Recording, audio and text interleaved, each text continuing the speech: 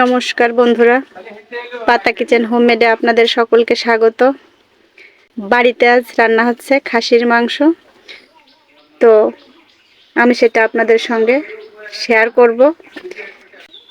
খাসির মাংস আমি চুলায় রান্না করে আপনাদের দেখাবো।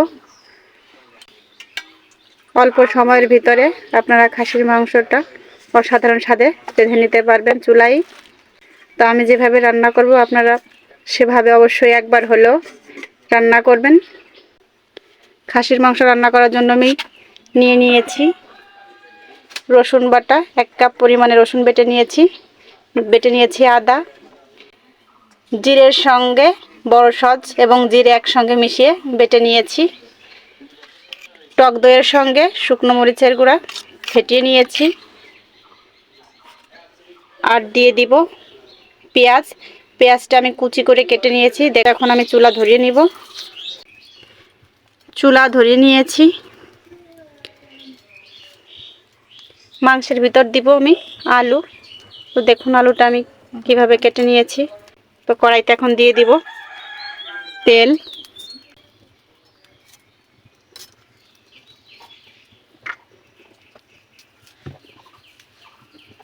আগে আমি আলুগুলো ভেজে নিব। তেলটা গরম হয়ে গিয়েছে, এখন আলুগুলো দিয়ে দিব।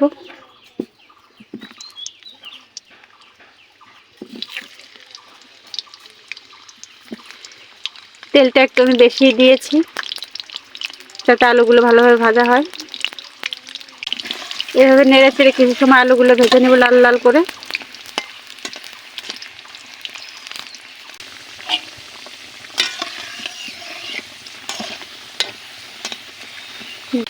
আলুগুলো লাল লাল হয়ে এসেছে, আর একটু ভেজে নিব আমি।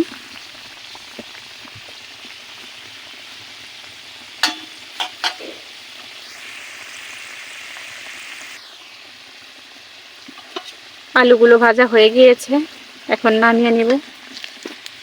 আলুগুলো দেখুন আমি একদম লাল লাল করে ভেজে নিয়েছি।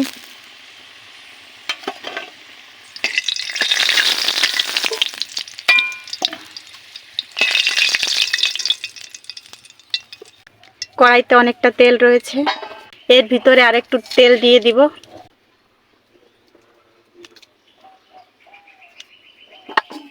তেলটা গরম হয়ে গিয়েছে, এখন ফোড়নে দিব আমি গরম মশলা। তো গরম মশলার ভিতরে নিয়েছি দেখুন দারচিনি, লবঙ্গ, গোলমরিচ, এলাচ, এগুলো এখন তেলের ভিতর দিয়ে দিব।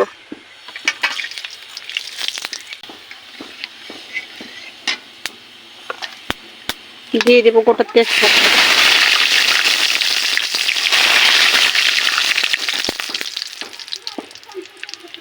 দিয়ে দিব পেঁয়াজ কুচি।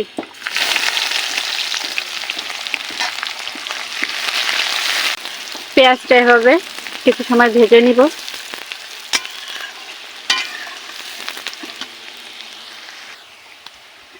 দেখুন পেঁয়াজটা ভালো করে ভেজে নিয়েছি, এখন দিয়ে দিব রসুন বাটা।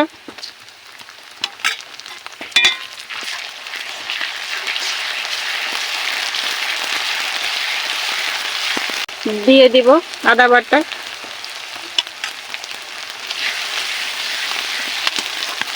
এগুলো কিছু সময় ভেজে নিতে হবে।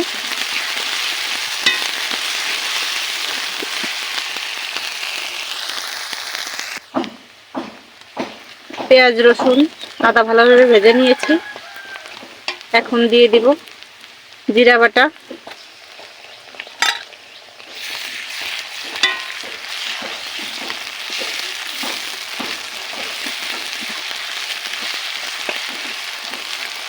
সকল মশলা ভাজা হয়ে গিয়েছে, এখন দিয়ে দিব ফেটিয়ে রাখা টক দই আর শুকনো মরিচের গুঁড়ো।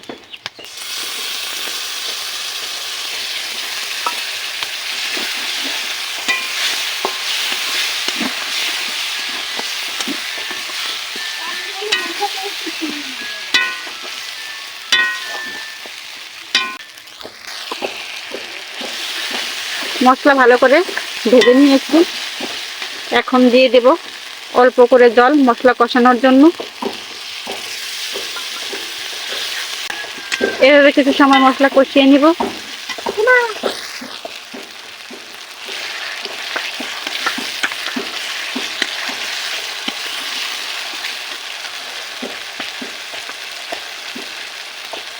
দিয়ে দেব পরিমাণ মতো হলুদ গুঁড়ো,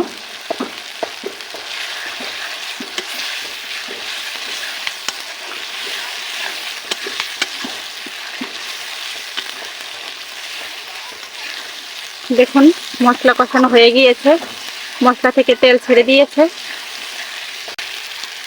মশলা কষানোর ভিতর দিয়ে দিচ্ছি জয়ফল। জয়ফলটা দিলে মাংস খুব সহজেই নরম হয়ে যায়।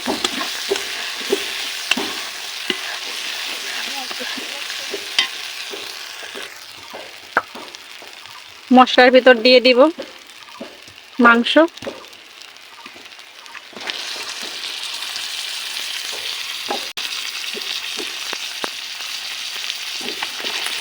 মাংসের সঙ্গে মশলা ভালোভাবে মিশিয়ে নিতে হবে।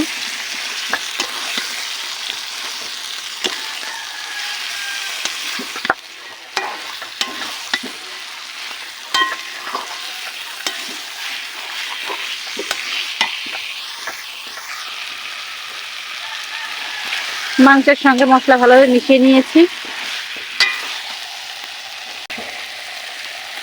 মাংসের ভিতর দিয়ে দেবো পরিমাণ মতো লবণ।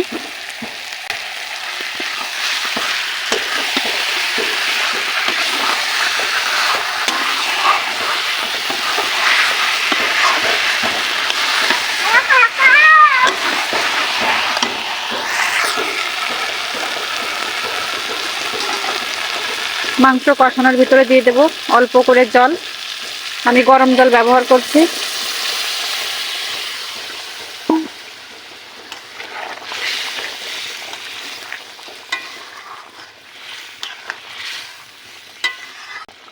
এখন ঢাকনি দিয়ে ঢেকে কিছু সময় এভাবে মাংসটা কষিয়ে নিব।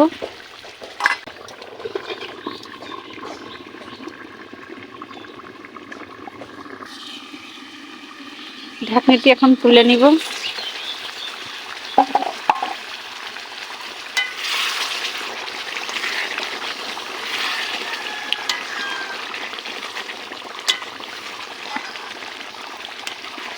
ধোয়ার কারণে কালারটা বোঝা যাচ্ছে না।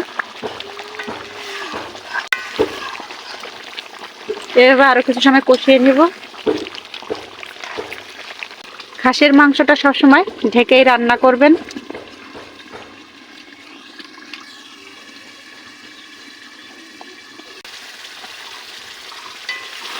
এখন এভাবে কিছু সময় নেড়ে চেড়ে মাংস কষিয়ে নিব।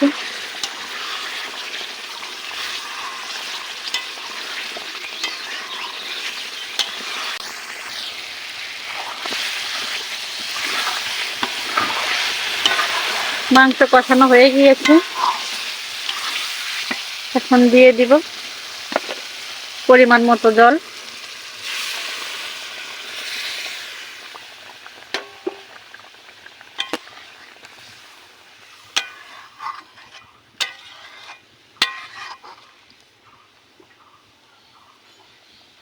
ঝোলটা গাঢ় হওয়া পর্যন্ত রান্না করব।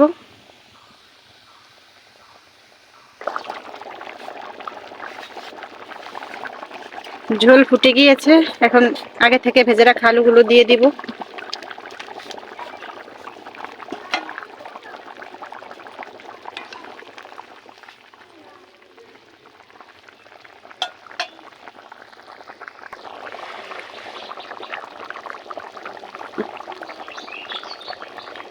রান্না শেষের দিকে এখন দিয়ে দেব কাঁচামরিচ,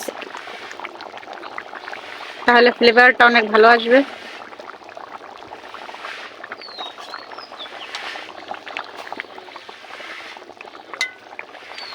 আর একটু জাল করে নিব। রান্না শেষ, তো এখন উপর দিয়ে ছড়িয়ে দেব বেটে রাখা গরম মশলা।